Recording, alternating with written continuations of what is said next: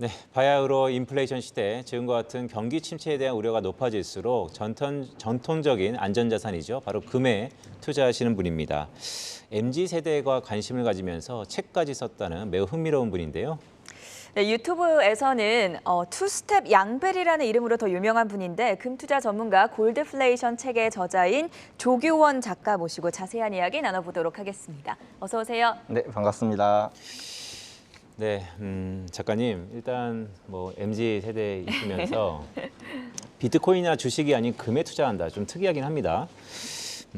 이 시작이 어땠는지가 좀 궁금한데요. 다른 비트코인이나 주식 말고 금을 유독 주목하시는 이유가 있을까요? 일반적으로 사실 금 투자라고 한다면 금이 뭔가 안전자산이라는 프레임 때문에 금이 뭔가 투자자산으로서의 매력을 사람들이 잘 못 느끼는 것 같은데요. 금도 분명히 주식만큼이나 큰 상승 포텐셜을 가진 자산이고 그래서 예컨대 1970년부터 1980년까지 금 가격은 26배가 상승을 했었고 2000년부터 2011년까지 금 가격은 또 7배가 넘게 상승할 만큼 분명히 투자 자산으로서도 매력적이고 또 금 가격에 가장 큰 영향을 미치는 요소가 실질금리와 생산량이 있는데 이 두 가지가 모두 또 2019년 8월부터 거대 상승장을 알리는 시그널이 나왔기 때문에 참 매력적이라고 생각을 해서 그래서 저도 투자를 하게 되었습니다. MZ세대에게 드는 금 투자법이라고 해서 사실 금이라는 게 안전자산이다 보니까 조금 더 보수적인 성향을 가진 투자자분들이 많은데 좀 생소하게 들리기도 합니다. 실제로 금값의 추이가 어떤지도 궁금한데요. 수익률도 살짝 공개해 주실 수 있을까요? 네. 금 투자라고 한다면 이게 2019년부터 제가 거대 상승장이 시작되었다고 생각을 했고 그걸 기준으로 봤을 땐 지금도 여전히 상승 추세인 것은 맞으나 이 금값이 2020년 크게 한번 폭등한 이후부터는 네. 박스권에서 횡보를 하는 모습이 있고 또 최근에는 이제 달러 강세의 영향으로 인해서 금 가격이 좀 많이 하락해 지금 그 박스권의 하단부에 위치해 있는데요. 저는 금의 거대 상승장에서는 항상 은이 더 수익률이 높았다는 것을 알고 있어서 은에 투자를 했고 은을 기반으로 말씀을 드렸을 때 현재는 한 40% 정도의 수익이 나고 있습니다. 네, 말씀을 쭉 들어보니까 사실 금이라는 대세 상승장 속에서 지금처럼 금이 박스권에 걸쳐 있으면 반대로 은에 좀 더 수익률이 높았다라는 말씀을 주셨어요. 네네.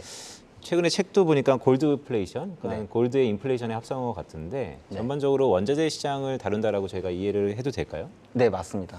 자, 그렇다면 아까 모두에 말씀 주셨던 것처럼 최근 금 가격이 좀 지지부진합니다. 네. 이유는 달러 강세의 압력 때문인데 네.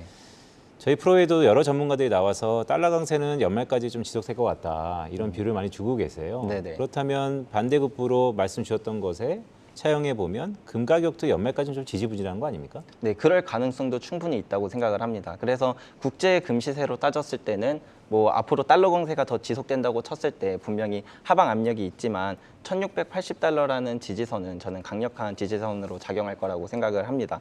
왜냐하면 금을 캘 때는 분명한 비용이 들고 그 비용을 기반으로 금의 마진율을 구했을 때 금 가격이 2015년 최저점이었을 때 이제 그 마진율과 1680달러의 마진율은 되게 비슷하기 때문에 충분한 지지선으로 작용할 거라 생각을 해서 이 정도까지는 하방 압력이 있지만 더 밑으로 하락하는 게 힘들지 않을까라고 생각을 하고 있습니다.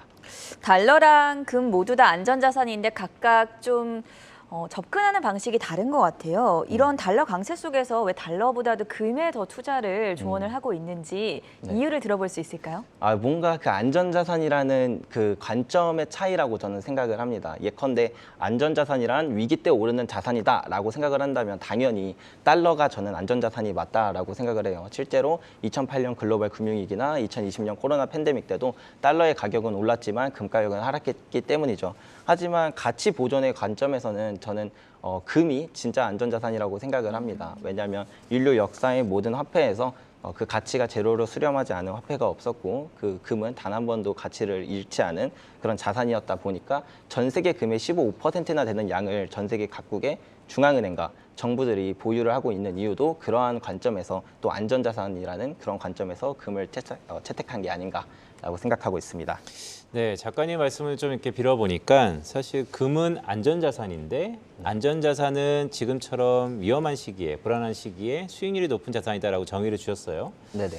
근데 안전자산의 또 다른 정의는 사실 변동성이 적은 자산이다라고 네. 정의를 내리는데 금은 어떻습니까? 금의 최근 변동성은 어떨까요? 금은 기본적으로 일단위 변동성은 되게 낮지만 또 금이 가격이 오를 땐 내내 오르고 떨어질 땐 또 내내 떨어지는 그런 긴 추세성을 갖고 있는 자산이다 보니까 만약에 내가 거대 상승장에 편승을 하게 된다면 또 큰 투자 수익을 얻을 수 있는 투자 자산이고 또 잘못 투자하게 된다면 뭐 마이너스 70%까지 하락할 수 있는 자산이기 때문에 제대로 알고 그냥 뭐 단순한 안전자산이다라는 그런 관점으로만 투자하기에는 위험한 자산일 수도 있다고 생각을 하고 있습니다.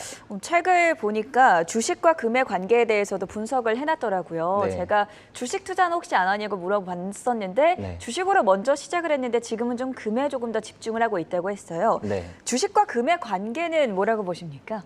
너무 빈센트님 앞에서 이런 말씀을 드리기가 참 어렵지만 네. 그 금과 주식의 상관관계를 분석해 보면 0에 거의 가까울 정도로 서로가 되게 독립적인 자산이라는 것을 알 수 있습니다. 그래서 서로가 서로에게 어떠한 영향을 미치지는 않지만 사이클적인 측면에서 봤을 때는 지난 100년을 두고 봤을 때 금의 거대 상승장에서는 주식이 부진했고 주식의 거대 상승장에서는 금이 부진하면서 서로 번갈아가며 그런 거대한 상승장의 사이클이 반복되었다는 것을 알 수가 있었습니다.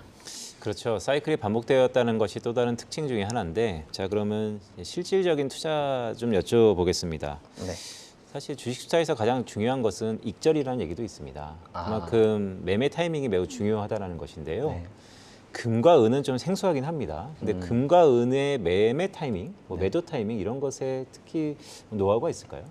사실 매수보다 매도가 어렵다는 건 저도 너무 공감을 하고, 그리고 고점을 정확하게 잡아내는 건 금뿐만 아니라 어떤 투자에서도 정말 어려운 거라고 생각을 합니다. 다만 고점 부근에서 매도할 수 있는 그런 방법들에 대해서도 저도 열심히 연구를 했는데요. 금 가격에 가장 큰 영향을 미치는 요소가 실질금리와 생산량이라고 말씀드렸는데, 이 실질금리가 최저점이었을 때가 항상 금의 고점이었고, 실질금리가 마이너스로 빠져드는 그 순간부터 금과 은의 거대 상승장이 시작되었다는 것을 알 수 있습니다.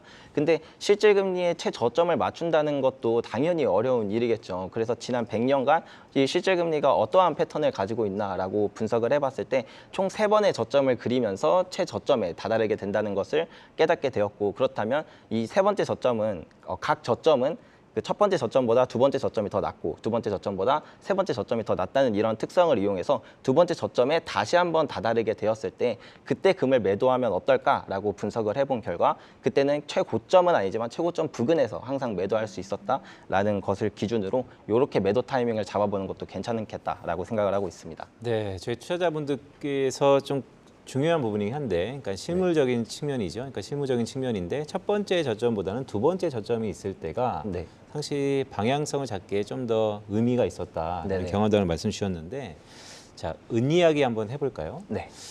사실 은은 경기에 또 민감한 원자재이기도 합니다. 네. 그런데 은 투자는 좀 생소해요. 네.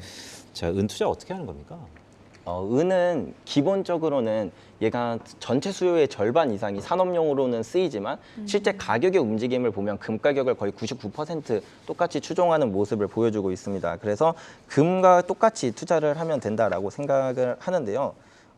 은 투자를 하는 방법은 너무 다양해요. 예를 들면 ETF도 있고, 뭐 은통장도 있고, 뭐 그다음에 은광 주식을 살 수도 있고 실물을 살 수도 있고, 이렇게 다양한 방법들이 있는데 각 방법들마다 특징도 있고 장단점도 다 다르다 보니까 이거는 투자자의 성향이나 스타일에 따라 추천드릴 수 있는 것들이 달라서 뭐 하나만 콕 집어서 약간 말씀드리기 어려운 것 같습니다. 그럼 금을 실제로 투자할 때도 네. 금이라는 실물 자산을 투자를 하는 건지 아니면 뭐 ETF나 여러 가지 간접 상품으로 투자하는지도 궁금하거든요. 어느 쪽을 더 선호하세요? 저는 개인적으로는 실물을 선호하고 있습니다. 실물은 또 실물만 갖고 있는 특별한 이점들이 많이 있거든요. 그러나 금 투자를 처음 입문하시는 분들이라든가 네. 아니면 금을 너무 많이 보관하는 게 힘드신 분들, 이런 분들의 경우에는 간접 투자 상품에 대해서 좀 이야기 드릴 수 있을 것 같은데, 네. 금 투자에서 간접 투자 상품으로 제가 가장 추천드리는 건 KRX 금시장이라는 걸 좀 추천드리고 있습니다.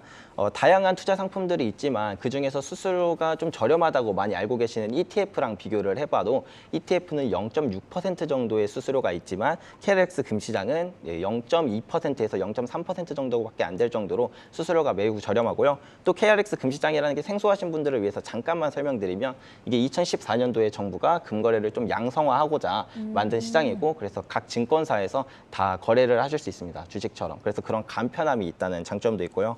무엇보다 가장 큰 장점이라고 한다면 ETF와 금통장 같은 경우는 배당소득세 15.4%를 부과해야 됩니다. 그렇게 된다면 이제 그 말은 즉 수익의 15.4%를 내야 된다는 건데 이거는 꽤나 치명적이라고 생각을 하고 또 연 수익이 2천만 원을 넘어가게 되면 금융종합소득과세라는 것에 걸려서 또 최대 44%의 수익을 이제 뱉어내야 되는 그런 부분이 있지만 KRX 금시장의 경우는 어떠한 세금도 없다는 점에서 가장 메리트 있는 게 아닌가라고 생각을 해서 추천드리고 있습니다. 사실 뭐 배당소득세라든지 세금 쪽이 상당히 부담인데 네. 좀 절세 효과가 좀 있다라는 것인 거고요. 네, 맞습니다. 근데 아까 작가님 말씀 중에 자 금을 실물로 보유하면 이점이 있다. 네. 어떤 이점이 있을까요? 예를 들면 ETF 같은 경우도 상장 폐지가 될 수 있잖아요. 물론 그게 주식처럼 그 모든 가격이 다 날아가는 그런 건 아니지만 하지만 실물 같은 경우에는 그런 어떤 상장 폐지라던가 아니면 괴리율 문제라던가 이런 것들로부터 자유롭다는 것이 있고요. 또 금 가격은 그 ETF 같은 경우에는 국제 금시세 스팟 프라이스를 좀 무조건 추정을 하게 되지만 실물은 또 수요 공급 상황에 따라서 내가 더 저렴하게 살 수도 있고 아니면 더 비싸게 팔 수도 있는 이런 이점도 가지고 있습니다. 그래서 시기에 따라서 금을 좀 더 저렴하게 살 수 있는 시기에 구입한다면 그런 그 어느 정도의 안전 마진을 가지고 살 수 있다는 이점도 있고요. 그리고 무엇보다 예를 들면 경제 위기와 같은 상황이 와서 금 가격이 국제 금시세가 크게 떨어지는 이럴 때는 오히려 실물 금 가격은 되게 많이 상승하는 경향도 많이 보여주고 있어서 이런 부분에서도 되게 좋지 않나라고 생각을 하고 있습니다. 그러니까요. 말씀 쭉 들어보니까 사실 저희도 금을 실물로 본 지가 좀 오래돼가지고 근데 네. 금이 좀 중요한 것 같다라는 생각도 듭니다. 자, 금 말고 뭐 이것도 역시 경기에 민감한 원자재이긴 한데 구리나 백금 투자는 어떤가요?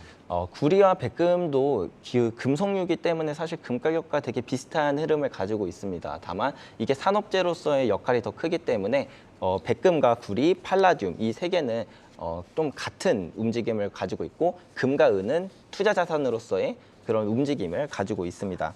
그래서 백금과 그 팔라듐의 가격을 좀 생각을 해보면 금과 은의 거대 상승장에서 둘 다 똑같이 비슷하게 오르는 경향이 있습니다. 그래서 근데 다만 거대 상승장의 초입부에서 구리와 백금의 상승률이 더 높은 것이 특징이고요. 다만 그 거대 상승장 중간중간에 발생하는 조정기에서는 그만큼 더 큰 하락도 있었다라고 생각을 해볼 수 있습니다. 다만 또 말씀드리고 싶은 건 백금 같은 경우에는 예전에는 이제 그 주얼리로서 좀 많이 사용이 되었지만 최근에는 내연기관 자동차 그중에서도 디젤 자동차에서 그 배기가스를 정화하는 촉매 변환기로 많이 사용이 되는데 이제 전기차 시대로 바뀜에 따라 이 백금의 수요가 많이 줄어들고 있고 앞으로 전기차가 더 보편화된다면 백금의 수요는 조금 어둡지 않나라고 생각을 하고요. 만약에 더 뒤로 가서 만약에 수소차의 시대가 온다고 친다면 네. 그때는 조금 얘기가 달라지는데 수소 연료 전지의 또 핵심 요소가 이제 백금이기 때문에 그때는 다시 이제 백금이 떠오를 수도 있다라고 생각을 하고 있습니다. 뭐 자동차 패러다임의 변화에 따라서 네. 또 금이나 백금이나 여러 가지 수요가 달라질 수 있다는 점이 좀 신선한 그런 조언이었습니다. 네.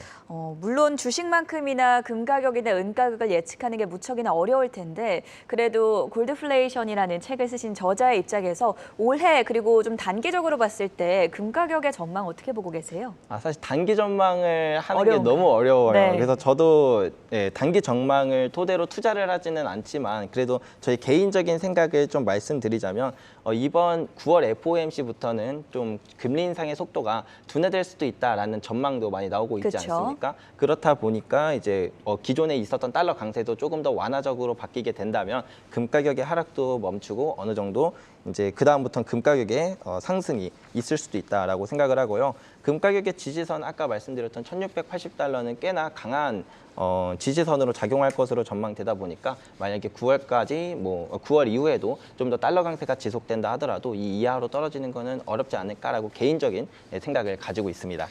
네, 사실 뭐 말씀 주셨던 것처럼 전망은 늘 어렵죠. 하지만 전망을 할 수 있는 것 자체가 반은 성공이다라는 얘기가 있습니다. 자, 끝으로 이거 한 말씀을 좀 여쭈겠습니다. 네. 자, MZ 세대가 오랜만에 저희 패널로 나오셨습니다. 네. 투자도 또 여러 경험도 있으신데요. 저희 시청자분들 중에서 MZ도 상당 부분 계시거든요. 네. 자, MZ에게 지금 투자는 어떻게 해야 된다 한 말씀 좀 주시죠.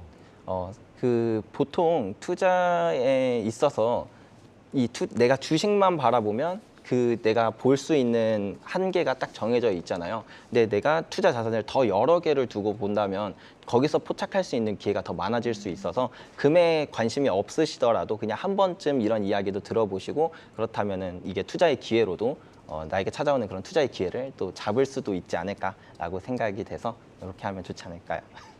워낙 불확실성이 많고 또 변동성이 큰 시장인 만큼 포트폴리오 구성을 다변화하는 차원에서 금이나 은에 대한 투자 방법도 조언을 들어보는 게 좋다라고 네. 말씀하면서 오늘 이야기 정리해 보도록 하겠습니다.